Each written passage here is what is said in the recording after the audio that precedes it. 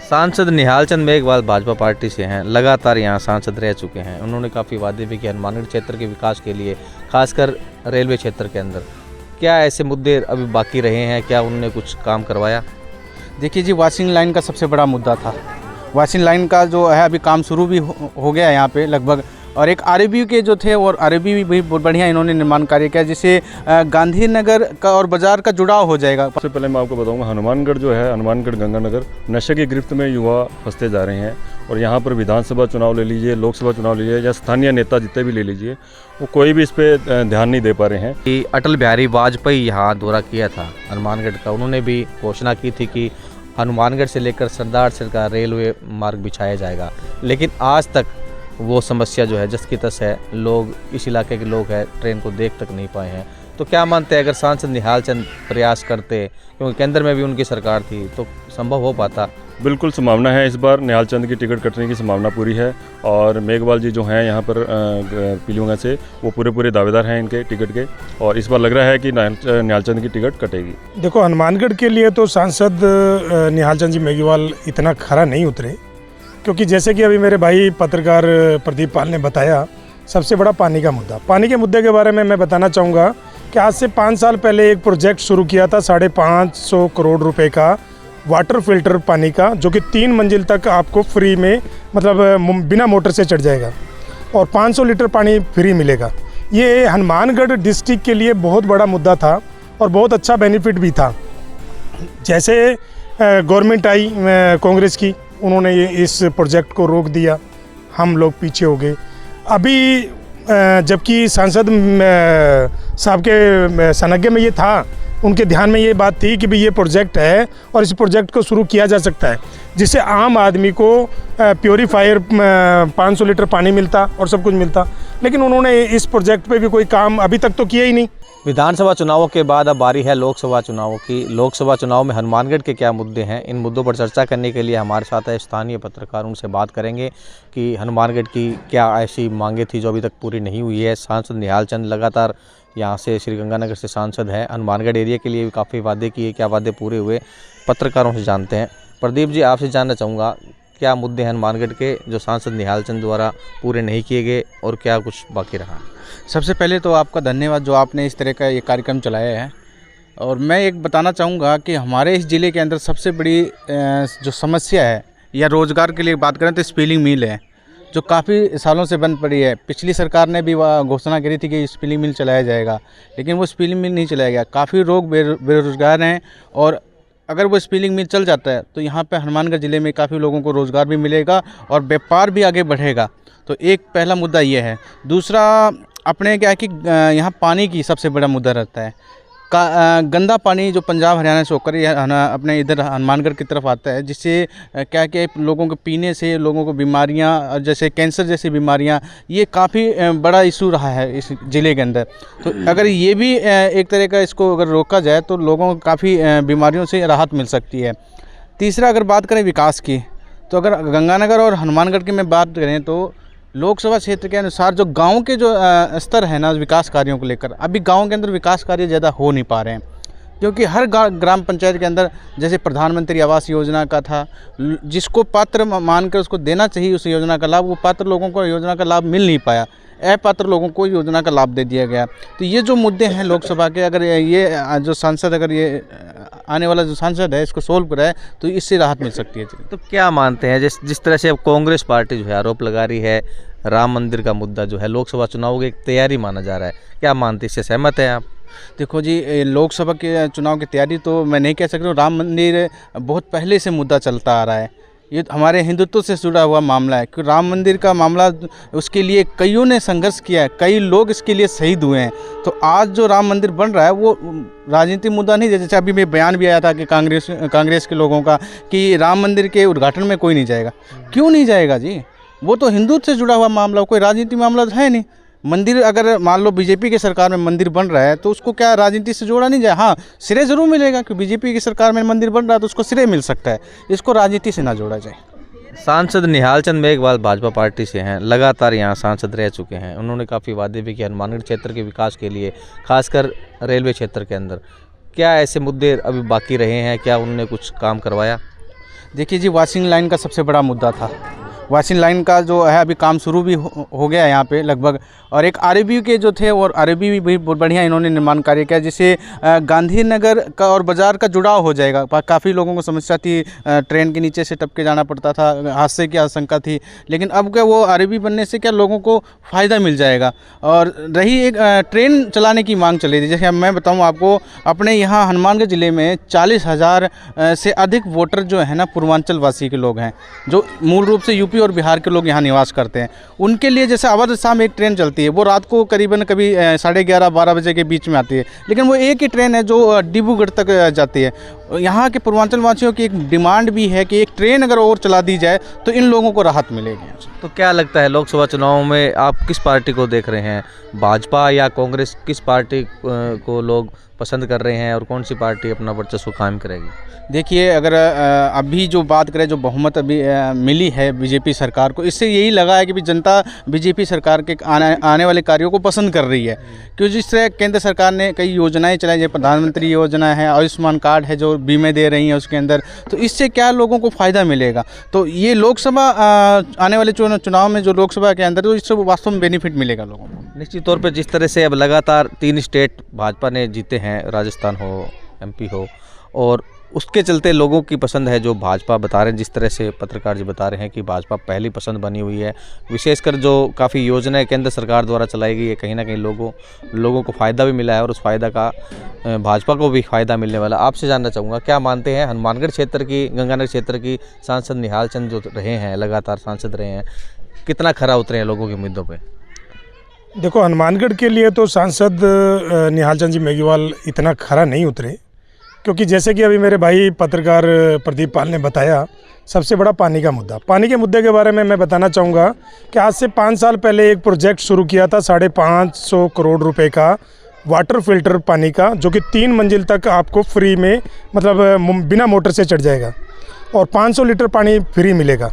ये हनुमानगढ़ डिस्ट्रिक्ट के लिए बहुत बड़ा मुद्दा था और बहुत अच्छा बेनिफिट भी था। जैसे गवर्नमेंट आई कांग्रेस की, उन्होंने ये इस प्रोजेक्ट को रोक दिया, हम लोग पीछे हो गए। अभी जबकि सांसद साहब के सनग्य में ये था, उनके ध्यान में ये बात थी कि भाई ये प्रोजेक्ट है और इस प्रोजेक्ट को शुरू किया जा सकता है, जिससे आम आदमी को प्योरीफायर 500 लीटर पानी मिलता और सब कुछ मिलता। लेकिन उन्होंने इस प्रोजेक्ट पे भी कोई काम अभी तक तो किया ही नहीं। अब तो सर पे ही है लोकसभा चुनाव, तो मुझे नहीं लगता कि वो इतना खरा उतरे हनुमानगढ़ डिस्ट्रिक्ट के लिए। जो बात थी, अटल बिहारी वाजपेयी यहाँ दौरा किया था हनुमानगढ़ का, उन्होंने भी घोषणा की थी कि हनुमानगढ़ से लेकर सरदारसर का रेलवे मार्ग बिछाया जाएगा, लेकिन आज तक वो समस्या जो है जस की तस है। लोग, इस इलाके के लोग हैं, ट्रेन को देख तक नहीं पाए हैं। तो क्या मानते हैं, अगर सांसद निहाल चंद प्रयास करते, क्योंकि केंद्र में भी उनकी सरकार थी, तो संभव हो पाता? तो उन्होंने कितने प्रयास किए और कितना खरा उतरे? तो वही तो मैं आपको बताने लग रहा हूँ कि अगर वो ट्रेनों के लिए या वॉशिंग लाइन के लिए प्रयास करते तो होता। हमारे पास तो पर्याप्त जगह है हनुमानगढ़ में। पहले वॉशिंग लाइन थी, ठीक है, अब उस वॉशिंग लाइन की जगह अभी भी पड़ी है। चलो यहाँ नहीं तो और भी स्थान बहुत पड़ा है, और ट्रेनों की आवाजाही, जबकि हनुमानगढ़ जंक्शन जो है वो एक ऐसा सेंटर है सेंट्रल गवर्नमेंट के लिए कि बहुत अच्छा, जैसे यहाँ से सभी ट्रेनें निकल सकती है और बहुत सी ट्रेनें निकलती भी है। लेकिन ना तो ट्रेनों के लिए निहाल चंद जी ने प्रयास किया और ना ही वॉशिंग लाइन के लिए प्रयास किया। एक मुद्दा बनाकर छोड़ दिया कि आपकी वॉशिंग लाइन पास हो गई है। पास हो गई है कोई बात नहीं, लेकिन बनेगी कब? इस चीज़ को तो मैं खुद कह रहा हूँ। उन्होंने कोई खरा तो उतरे ही नहीं वो किसी बात के लिए। गंगानगर जरूर उन्होंने विकास किया है। तो क्या लगता है, भाजपा इस बार टिकट चेंज कर सकती है? हाँ, मुझे इस बार ऐसा लग रहा है कि टिकट चेंज करनी भी चाहिए और होनी भी चाहिए। तो निश्चित तौर पे जो वादे किए थे उन वादों पे खरा नहीं उतरे, क्योंकि घोषणाएं जरूर की लेकिन इम्प्लीमेंट नहीं हुई योजनाएं। जिस तरह से वॉशिंग लाइन की बात हो, सरदारसर तक रेलवे मार्ग बिछाने की बात हो, वो मुद्दे अभी भी अधूरे हैं। तो कहीं ना कहीं इनका मानना है कि भाजपा इनकी टिकट भी काट सकती है और दूसरे को मौका दे सकती है। खत्री जी है हमारे साथ मौजूद। आप बताएं, अभी तक का आंकलन क्या है, कितना खरा उतरे सांसद, और क्या लगता है कितने मुद्दे थे जो मुद्दे जिन्होंने कहा कि हम ये काम करवाएं, कितने काम विकास कार्य करवा सके? सबसे पहले आपका बहुत बहुत धन्यवाद जो आपने समय दिया। और सबसे पहले मैं आपको बताऊंगा, हनुमानगढ़ जो है, हनुमानगढ़ गंगानगर नशे की गिरफ्त में युवा फंसते जा रहे हैं। और यहाँ पर विधानसभा चुनाव ले लीजिए, लोकसभा चुनाव ले लीजिए, या स्थानीय नेता जितने भी ले लीजिए, वो कोई भी इस पर ध्यान नहीं दे पा रहे हैं। और हनुमानगढ़ जो और गंगानगर की बात करें, हरियाणा, राजस्थान, पंजाब और पाकिस्तान का बॉर्डर भी माना जाता है। और यहाँ पर लगभग माने एक घर छोड़ के 2-3 घर नशे की गिरफ्त में फंसते जा रहे हैं। तो कोई भी इस तरह की कार्रवाई या कोई भी नशे की धरपकड़ या नशा बेचने वालों की धरपकड़, इस तरह की कार्रवाई कोई भी नहीं हो पा रही है। तो क्या लगता है इस बार जो सांसद निहाल चंद मेघवाल है, भाजपा के उम्मीदवार रहते हैं और काफ़ी समय तक रह चुके हैं, तो इस बार क्या परिवर्तन हो सकता है? क्या टिकट कट सकती है उनकी? बिल्कुल संभावना है, इस बार निहाल चंद की टिकट कटने की संभावना पूरी है। और मेघवाल जी जो हैं यहाँ पर पीलीगंगा से, वो पूरे दावेदार हैं इनके टिकट के, और इस बार लग रहा है कि निहाल चंद की टिकट कटेगी। तो क्या माने इस बार के लोकसभा चुनाव में कौन सी पार्टी को फ़ायदा मिलने वाला है? देखिए, मौजूदा सरकार अगर देखें राजस्थान में, तो बीजेपी की सरकार, और पिछली बार भी बीजेपी के 25 सांसद हुए थे राजस्थान से। इस बार भी यही लग रहा है कि बीजेपी के 25 के 25 सांसद ही बीजेपी से जीत कर आएंगे, कांग्रेस को कुछ नहीं निकलेगा। तो विशेषकर जो कांग्रेस आरोप लगा रही है, जिस तरह से अभी रामलला की प्राण प्रतिष्ठा है, वो ये कह रहे हैं कि जो ये लोकसभा के चुनाव की तैयारी भाजपा कर रही है एक तरीके से, क्या मानते हैं, कितना सहमत है आप इससे? देखिए, इस बात में कुछ ना कुछ तो सहमति है ही है, लेकिन अगर माने तो अभी मंदिर पूरी तरह तैयार नहीं हो पाया है। लेकिन चुनाव को देखते हुए ये मूर्ति जो स्थापना की जा रही है, वो जल्दीबाजी में की जा रही है, और लोकसभा चुनाव हैं, और सभी का अगर देखें, सभी युवाओं का ध्यान आकर्षित किया गया है उधर। जैसे पीले चावल बांटना या और काम दिए गए हैं, तो सभी जितने भी युवा हैं वो सब उसी काम में लग गए हैं अगर हम माने तो। और अगर युवाओं का रोज़गार की बात करें, तो रोज़गार की तरफ ध्यान हटा के इधर लगाया गया है, क्योंकि लोकसभा चुनाव नज़दीक हैं। तो क्या मानते हैं, भाजपा जो है केंद्र के अंदर भाजपा सरकार लगातार बनी हुई है, इस बार वो दोबारा कह रहे हैं कि एक बार फिर से मोदी सरकार आएगी, तो आप क्या मानते हैं? और राजस्थान से विशेषकर हनुमानगढ़ की बात करें तो कितना लोग उनको पक्ष में वोट करेगा? देखिए, केंद्र में सरकार जो भाजपा है और उसके विपक्ष में अभी तक कोई नेता नहीं है, तो इसलिए मजबूत भाजपा नरेंद्र मोदी ही माने जाते हैं प्रधानमंत्री इस बार भी दोबारा। और राम मंदिर का बहुत बड़ा मुद्दा था जो भी सोल्व हुआ है, और 370 का जो मुद्दा था वो बहुत बड़ा सोल्व हुआ है। तो इसलिए राम मंदिर की आस्था जो सभी में जुड़ी हुई है धर्म के साथ में, तो इसीलिए दोबारा से जो हम हनुमानगढ़ की बात भी करें, तो हनुमानगढ़ से भी वोटिंग बीजेपी को ही जाएगी लोकसभा में। तो आप क्या मानते हैं, धर्म और राजनीति इसको जोड़कर चल रहे हैं सभी लोग? देखिए, भाजपा में अगर राजनीति बात करें तो धर्म की राजनीति ही भाजपा करती आई है, और अभी भी उसी तरीके से चल रही है। अगर भाजपा धर्म की राजनीति नहीं करती तो राम मंदिर में थोड़ा डिले भी किया जा सकता था, या इससे पहले भी स्टार्ट किया था। लोकसभा चुनाव को देखते हुए क्यों किया जा रहा है? कहीं ना कहीं लोगों के बीच ये संशय जरूर है कि जो ये इनकी तारीख जो है, कहीं ना कहीं लोकसभा चुनाव के आसपास, जिस तरह से इन्होंने भी कहा कि ये मंदिर का मुद्दा काफ़ी पुराना था और इसे डिले भी किया जा सकता था। मंदिर अगर पूरा होता, उसके बाद में ये प्राण प्रतिष्ठा की जाती, तो कहीं ना कहीं और लोग इससे सहमत रहते। लेकिन विपक्ष को एक मुद्दा जरूर मिला है। प्रदीप जी, एक बात और जानना चाहूँगा, सांसद निहाल चंद मेघवाल को कितने अंक देंगे आप? 10 में से 10 कितने अंक देंगे? सर, सांसद निहाल चंद जी को जैसे कुछ मुद्दों को लेकर, जैसे वाशिंग लाइन का सबसे बड़ा मुद्दा था, जब उन्होंने उनसे यहाँ आवाज़ उठाई गई थी तो उन्होंने कहा था वाशिंग लाइन बना, तो उसकी जो उन्होंने घोषणा करके, और यहाँ लगभग उसके सारा कुछ हो चुका है, काम शुरू होने वाला। तो मैं कहता हूँ कि विकास कार्य तो बढ़ ही रहा है।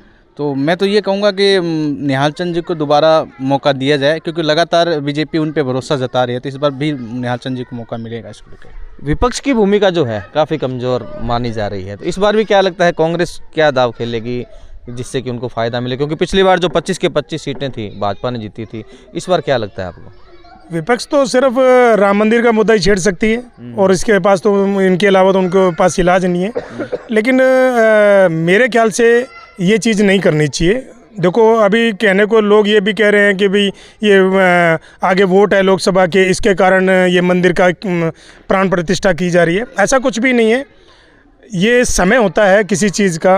आज हमारे राम जी वहाँ पर, रामलला वहाँ विराजमान करने हैं, और जो उनकी पैदाइश जगह थी, जिसको जानबूझकर बाबर द्वारा तोड़कर और इसको बनाया गया था, तो ये तो एक फंडा है उनके पास के भी वो इलेक्शन के लिए कर रहे हैं या कुछ, ऐसा कुछ भी नहीं है, और उनके पास कोई मुद्दा भी नहीं बचा विपक्ष जी। आखिरी सवाल, क्या मानते हैं इस बार जो लोकसभा के चुनाव आने वाले हैं, राजस्थान में जिस तरह से 25 पिछली बार जीती थी, इस बार कितनी सीटें मान रहे हैं? भाजपा और कांग्रेस को कितनी सीटें देंगे आप? भाजपा को 25 की 25 सीटें। 25 सीटें हैं। तो क्या किस कारण दे रहे हैं? अभी आप बता रहे थे कि जो मुद्दे हैं कुछ खिलाफ भी थे, क्योंकि यहाँ से जो बात है निहालचंद की बात चल रही थी कि सांसद लगातार रह चुके हैं, तो क्या मानते हैं यहाँ से फिर वे जीतेंगे या परिवर्तन करेंगे? राजस्थान में जो मौजूदा में सरकार है भाजपा की, और सेंटर में भाजपा की सरकार होने के कारण 25 की 25 सीटें भाजपा को। तो ये थे हमारे साथ पत्रकार जो कि लोकसभा चुनाव के बारे में अपनी अपनी राय इन्होंने दी है। इनको कहना है कि हालांकि कुछ मुद्दे ऐसे हैं जो पूरे नहीं हुए। सांसद निहालचंद जो लगातार श्रीगंगानगर लोकसभा से जीतते आए हैं और उन्होंने जो वादे किए थे, कुछ वादे पूरे भी हुए हैं, कुछ नहीं हुए हैं।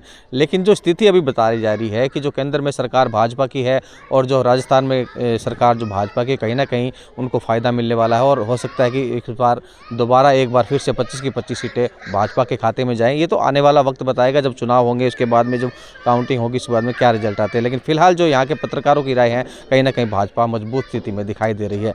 कैमरा पर्सन साहिल के साथ गुलाम नबी, राजस्थान तक, हनुमानगढ़।